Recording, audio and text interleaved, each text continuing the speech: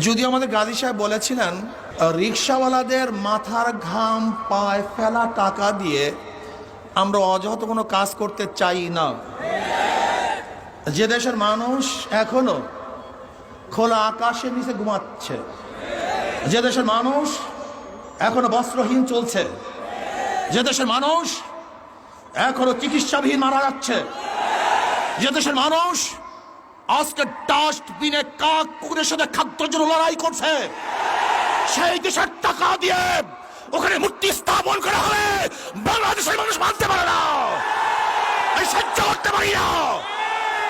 এ দেশ কার বাবার দেশ নয়, এ দেশ কার দাদার দেশ নয়। আমাদের টাকা দিয়ে মূর্তি স্থাপন করতে দেওয়া হবে না। আন্দোলন করবো, সংগ্রাম করবো, জিহাদ করবো, লড়াই করবো।